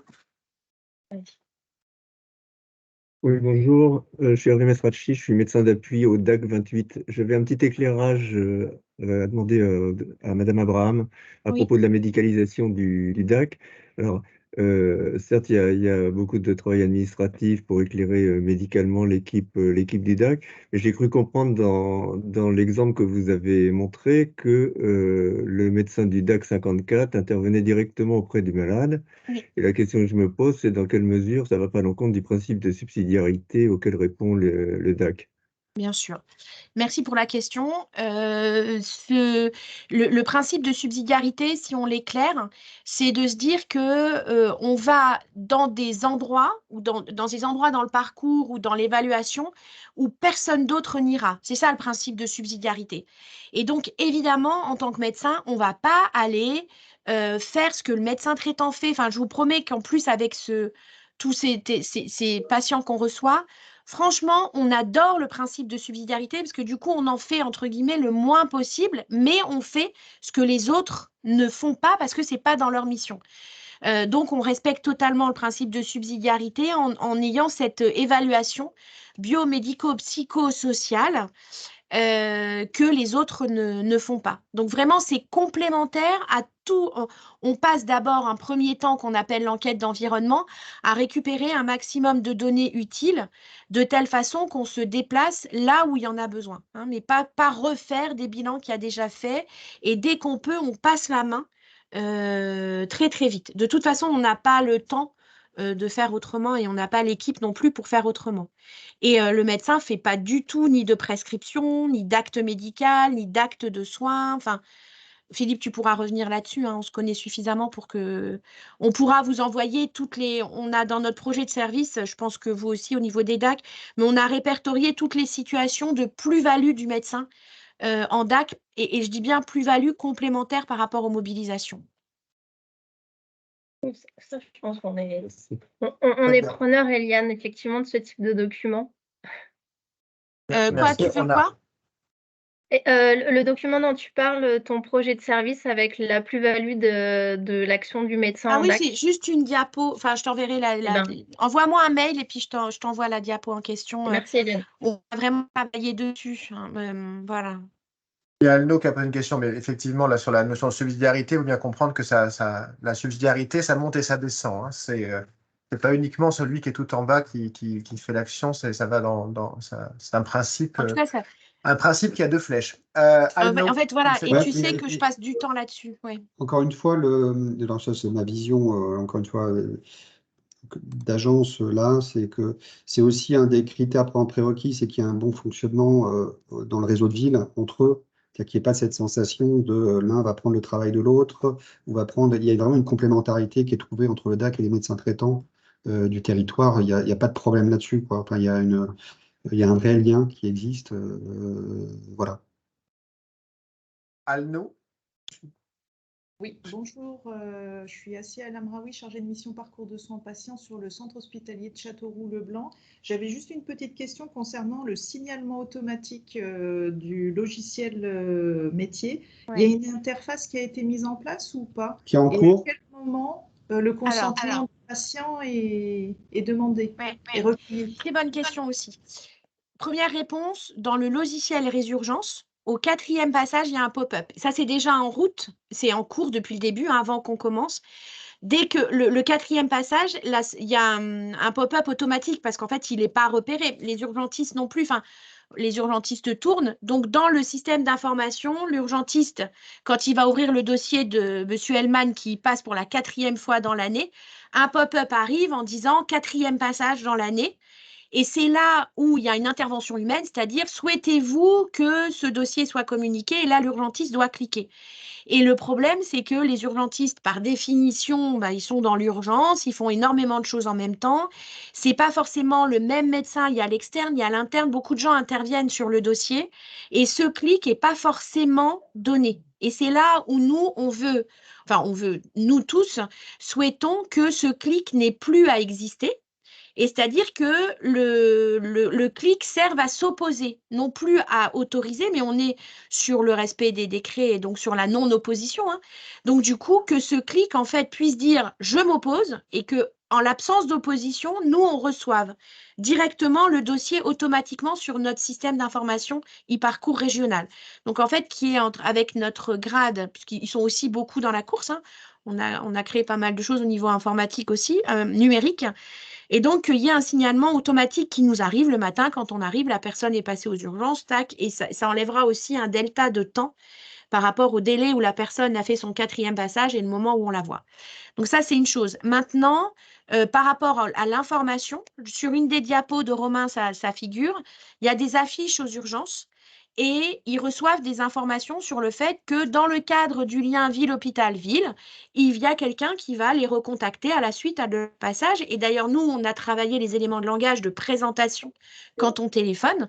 Et on dit, voilà, dans la suite de votre passage, on est la continuité, en fait, du service des urgences. On est vraiment sur un continuum de parcours qu'après, moi, mon statut, ça soit d'être salarié du DAC ou mon statut, ça soit d'être salarié de l'hôpital, à l'échelon, si on fait de la démarche parcours et à l'échelon du patient, il s'en fiche complètement. Il est, lui, dans un système, dans un écosystème d'accompagnement. Et alors là, pour le coup, les verbatims qu'on a, mais c'est super, bah dis donc, vous m'appelez, vous me rappelez. Enfin voilà, donc il n'y a pas de sujet. On a quand même, hein, la personne a le droit de s'opposer. Donc, quand on la rappelle, on refait le point sur son degré d'information. Et la personne peut très bien dire, bah, écoutez, moi, je pense que c'est pas utile, pas pour le moment, ou bien je garde vos coordonnées, je vous rappelle. On n'est pas sur des patients qui sont, comme on a dans le DAC, des patients qui sont en incapacité d'alerter ou d'aller eux-mêmes vers leur parcours de soins. Là aussi, c'est un delta parce que c'est des gens qui pour les 90% d'entre eux, demandent de l'accompagnement. Donc, quand on va vers eux, c'est de l'aller vers très facile pour nous, pour le coup. Par rapport à ceux qui sont dans le DAC, cet aller vers-là, l'abord du patient est beaucoup, beaucoup plus simple. Et puis après, il dit non, il dit oui, il dit pas tout de suite. Voilà, là aussi, on est sur de la négociation, de la concertation, comme on a l'habitude de le faire. Tout à fait. Je vais donner la parole à Pierre-Antoine Moreau, mais peut-être pour rappeler à tous nos partenaires que l'une des spécificités réglementaires des DAC, c'est de ne pas être soumis au consentement, mais à l'information et à la non-opposition. Donc, ce qui veut dire qu'il faut informer la personne que le DAC va être sollicité ou peut être sollicité. À partir du moment où c'est inscrit finalement dans le livret d'accueil Oui. ou l'affichage des urgences, ça suffit réglementairement parlant à considérer que l'information elle était donnée. Et ensuite, il appartiendra au DAC de s'assurer que la personne est en acceptation de cet accompagnement. Alors évidemment, c'est passé par tous les comités ad hoc, hein, tout ce que tu dis là, hein, chez nous. On ne l'a Tout pas à fait. balancé comme ça, hein. Oui, et puis, je vous rassure aussi, le comité éthique, Ouais, c'est la ça. DSI du CHRU est quand même extrêmement vigilant à toutes ces règles. Et donc, on est passé par tous ces éléments-là.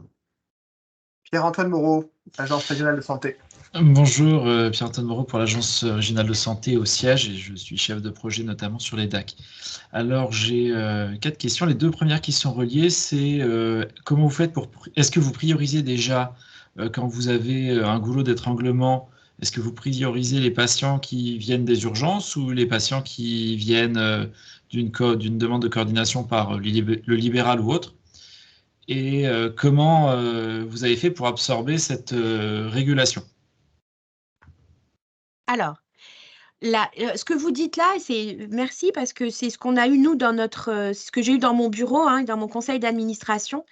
Il ne faut pas que cette activité en fait empêche, hein, de faire le travail traditionnel du DAC. Ça, c'était la première réaction, un petit peu de défense, un peu, hein, qu'on a eu de la part des libéraux. On a un vice-président de l'URPS dans notre bureau, enfin voilà, médecin. Donc, ça a été une première réaction de défense comme ça. Et puis, alors, cette réaction-là, dans tous les cas, elle tombe d'elle-même quand on se rend compte que de toute façon, le médecin est dans la boucle dès le départ et l'équipe de soins au sens très large du domicile est dans la boucle. Et du coup, ça l'arrange en fait.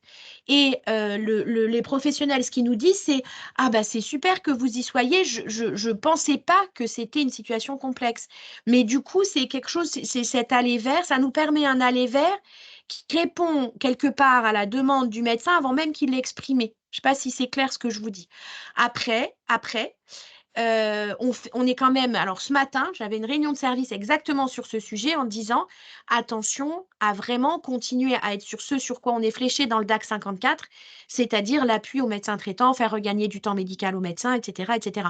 Même si on est dans le cadre du lien ville-hôpital-ville, on appuie tous les professionnels, mais on a un fléchage spécifique parce que il y a des problématiques, je pense que vous avez partout, hein, au niveau des démographies, des médecins qui partent en retraite et qui doivent prendre plus de patients. Enfin, il y a tout ça.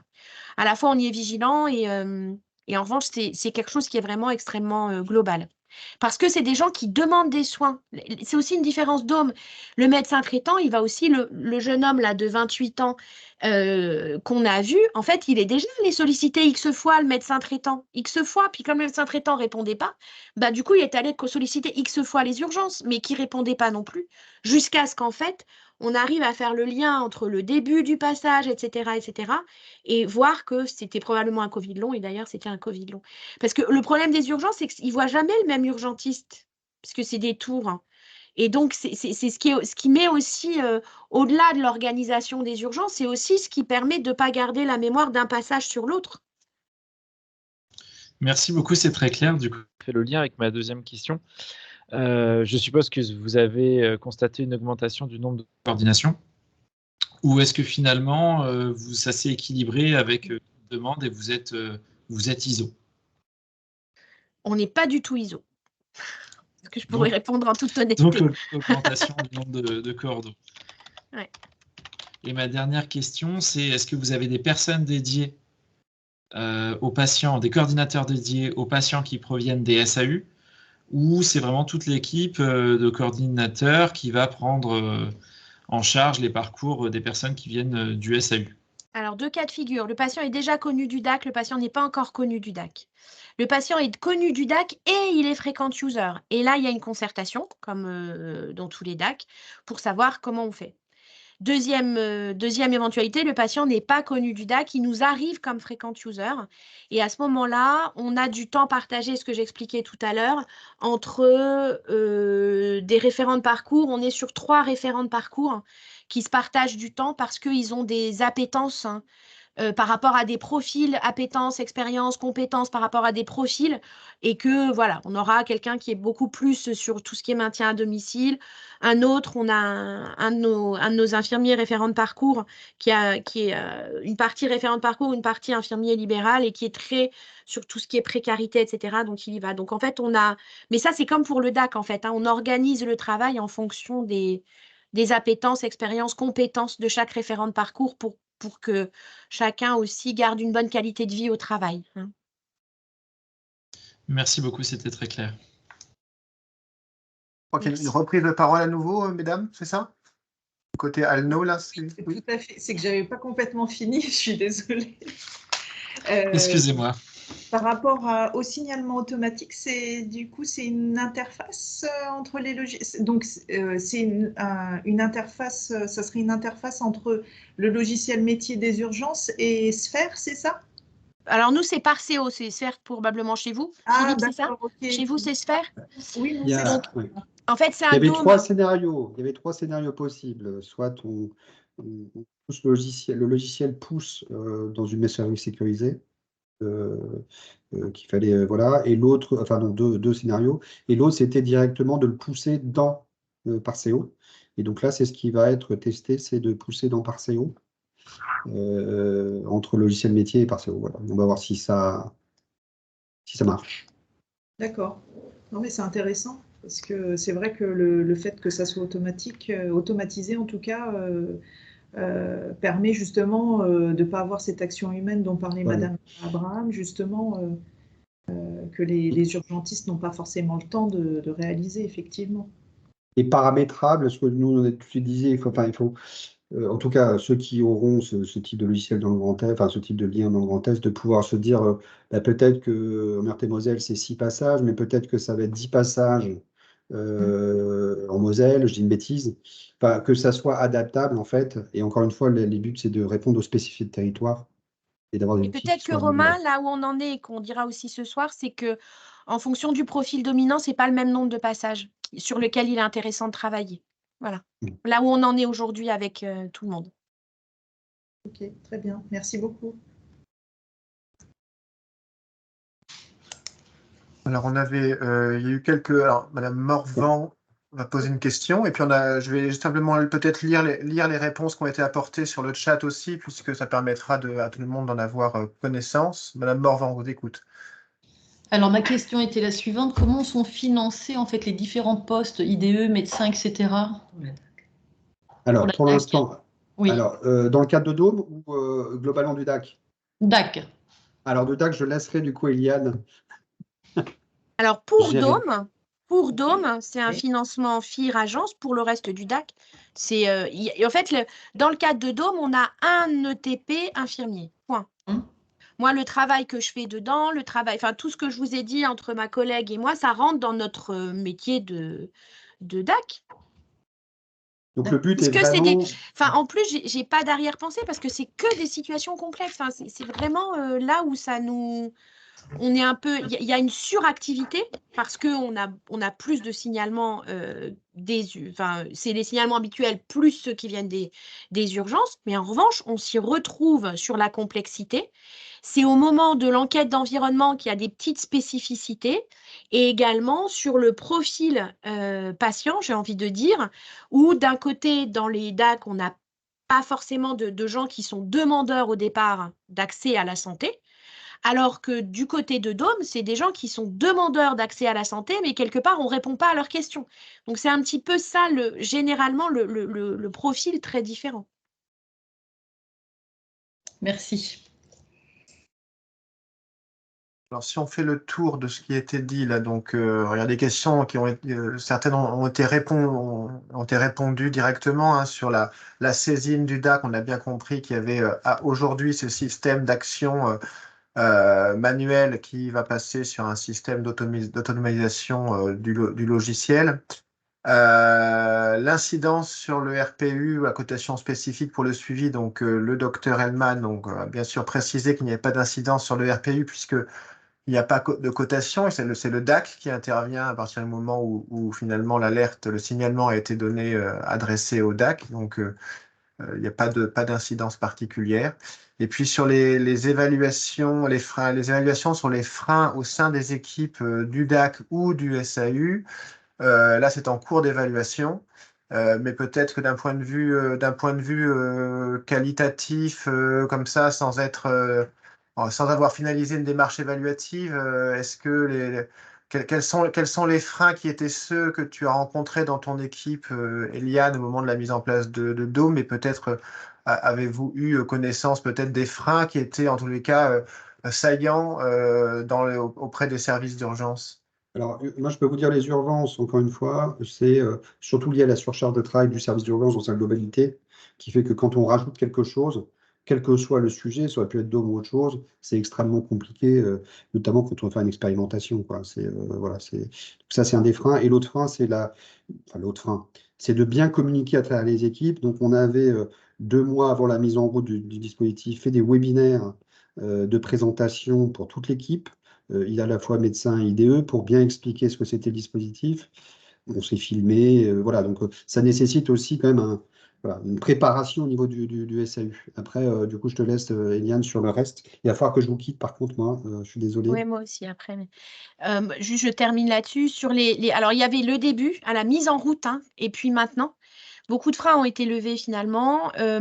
Les premiers, c'est on reçoit des dossiers résurgence. Enfin, moi, il se trouve que je viens il y a quelques années, voilà, j'avais l'habitude de manipuler ces dossiers. Et c'est pour ça que ce temps de décodage de ces dossiers, c'est pas si simple. Et c'est là où c'est une première lecture médicale. Donc ça, c'était un premier frein parce que voilà, on reçoit un paquet de dossiers d'un seul coup. Qu'est-ce qu'on en fait, par quel bout on le prend, etc. C'est pas habituel hein, par rapport à un DAC où on a la demande, le besoin, on demande aux gens ce qu'ils veulent. Le professionnel qui nous appelle, on demande ce qu'il attend de nous. Là, en fait, on reçoit un paquet de feuilles et point, quoi. Hein. Donc c'est à nous à déterminer quelque part ce qu'on pourrait attendre de nous et c'est ce que je détermine moi dans les premières actions.